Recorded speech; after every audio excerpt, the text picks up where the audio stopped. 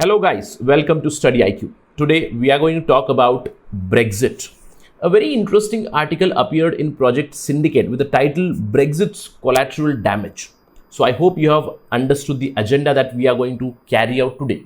We are going to talk about Brexit and its adverse impacts on whom? Adverse impacts on United Kingdom. So it's a very important discussion from exam perspective. If you're preparing for UPSC Civil Services examination, you do expect questions on IR, and Brexit is a very important topic. Now here, how are you going to prepare? That's the part which is important. In this particular video, you will get the information about the impact of Brexit on United Kingdom. But from the exam perspective, you have to prepare it from multiple dimensions, not just one. That means impact on UK has to be studied, impact on European Union has to be studied, impact on rest of the world has to be studied, and specifically more important would be a discussion on India. That means what has been the impact of Brexit on India, the pros and the cons. Remember, this is not the agenda for discussion today. We are going to talk about the article and its damage or impact on United Kingdom. But I do expect, especially the aspirants, those who are preparing for UPSC exam, to prepare the other parts also. And if you are from political science and international relations background, this is a very important discussion for you. Why? Because it was written by Chris Patten. Chris Patten here says that 5 years after the Brexit, it has been 5 years, it was passed on June 23rd, 2016. And on June 23rd, 2021, 5 years have passed after passing the Brexit referendum. After 5 years, the costs of the decision are becoming more and more clearer. So Chris Patten, a very important British politician, he has been the Chancellor of University of Oxford. He has also served as a governor of Hong Kong before. So his ideas are very important. You can quote them in your answers. So let's begin our discussion and get all this information. Stay tuned with me. I am your friend Rahul Sayonkar. You can follow me on these IDs. And if you're preparing for UPSC Civil Services examination, just go to the description of this particular video. You'll get all the information about Study IQ and its programs. Before I talk about the impacts, here in the video or in the presentation, what I have done is I have divided them into 5 pointers. 5 damages to United Kingdom because of the Brexit decision. That is what I have discussed. But before I talk about those damages, let me first tell you about the timeline. As I mentioned, the Brexit referendum was passed on 23rd June 2016. Now, on 23rd, it's been 5 years. But what has followed that referendum has been a painstaking and arduous negotiation, rounds of negotiation between EU and UK. You see that the negotiations began in 2017 June, and the Article 50 was triggered just a couple of months before that, March 2017. But what has been observed here is a question mark over what kind of Brexit would happen. We have seen that the political scenario in UK had been tumultuous. 3 prime ministers came after the referendum itself, after the Brexit referendum. So political scenario in UK was very volatile. The negotiation was very volatile. One prime minister said no to Brexit. The other prime minister said an easy Brexit. The other prime minister said a hard Brexit. So a lot of confusion prevailed over the entire negotiations. Ultimately, on December 31st, the transition period ended and the divorce between EU and UK was finalized, right? So that has been the history. Now, let's talk about the damages that have occurred. Again, the agenda of the discussion is not to understand Brexit or what exactly happened, but this was just an overview so that you just connect with the history.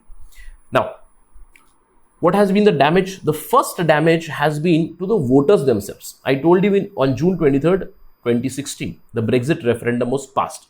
How was it passed? It was passed with a very, very slim majority of about 51.89% people in favor of the Brexit. Meaning, about 49% people did not want Brexit. Now, the question arises, among these 51.89% people also, who wanted or who expected a hard Brexit in 2016. That is what happened after 2016. There was a lot of confusion. So the costs have been rising, political costs, economic costs have been rising, and the voters themselves are now in a confused state. Now, what kind of Brexit did we expect? So it's a question mark on the kind of Brexit that they expected. That is the big cost from political perspective. The second big issue is with respect to the tumultuous situation in United Kingdom. I told you that since 2016, 3 prime ministers have come in UK. Now, when the Brexit referendum was passed, it was David Cameron, right? David Cameron, to a large extent, was against the Brexit. So everybody was surprised when the Brexit referendum was passed with a very slim majority. David Cameron, he resigned after the referendum. Now, what followed then was a very important development. Theresa May became the Prime Minister. She created history. Again, all the three leaders are from Conservative Party itself. Theresa May became only the second female Prime Minister of United Kingdom of Britain. First was Margaret Thatcher, obviously. Now, Theresa May had a task at her hand. She batted for an easy Brexit. That means some sort of a deal was expected between European Union and UK before the divorce was finalized, right? 3 times she attempted an agreement in the parliament. All the 3 times in the parliament, it could not succeed. Eventually, she called for a snap election. Now, in the snap election, Theresa May was surprised. Her popularity went down. Her coalition had 330 seats, which went down to 317. So she had to resign again. And then came Alexander Boris Johnson, who's currently the Prime Minister of Britain. Now, Boris Johnson, he took a hardliner stance. Now, initially, he said that I am going for a hard Brexit. He said that there would be one date after which there would be no negotiations. If a deal is finalized before this date, it is fine, or else there is a hard Brexit. There is a complete divorce itself. Now, many people, they do say that Boris Johnson was made the head of Conservative Party basically to appease the right-wing politicians and the right-wing media. But his hardliner stance itself was not supported by many people from within his party. So he also called for a snap election. But this time, surprisingly, Boris Johnson's popularity went up. So he garners a good amount of majority, and finally, he has decided for the Brexit. Again, it has been a very painful Brexit for the United Kingdom. Political costs have also been paid. But a bigger price has been paid with respect to Northern Ireland, because there has been confusion which has been prevailing in policies of Boris Johnson. Now, if we look at Northern Ireland issue, see, when we say United Kingdom, it consists of different regions. There is a area of Scotland, there is area of Wales, there is England, and there is Northern Ireland, who are all part of the kingdom itself, right? The Great Britain, what we say. Now, question arises, what would happen after UK has divorced with European Union? Now, if you look at Ireland as an island, there is Republic of Ireland and there is Northern Ireland, which has a connection with UK. Now, this particular area, it wants closer connection with European Union. Now, why this happens? It's quite simple to understand, because if you look at the trade route is from European Union, it comes to UK, from UK to Northern Ireland, from Northern Ireland to the Republic of Ireland. Now, say they would surely expect some sort of a deal, because the trade has to continue, because only UK is divorcing. People in Northern Ireland are also not very pro-Brexit, right? So, in the initial negotiations, what happened with Boris Johnson? He, in fact, threatened Northern Ireland with sealing the borders, sanctions, etc. But eventually, a protocol was signed, which has cleared the air about the trade deal. But nonetheless, the way it was handled, it has been very, very damaging politically for Boris Johnson and for Britain. We'll talk about that at the end again. Now, the fourth damage that has happened with United Kingdom is its bargaining power has somehow got reduced. Now, this is something which is very strange. The people who advocated Brexit in 2016, one of their argument was that we have been relying too much on European Union. We have to simply spend a lot of money from our budget on European Union. Why?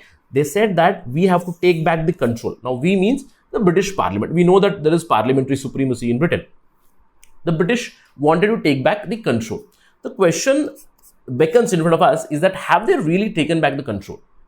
The answer would be no, because in the past 5 years, how many trade deals have been signed between between United Kingdom and the other countries? Now, if you look at these trade deals, everybody expected that from UK, everybody expected we are going to deal with different countries differently. We are going to sign a free trade agreement with India, a trade deal with countries in European Union, a trade deal with Australia, a trade deal with US, and a trade deal with different countries, right?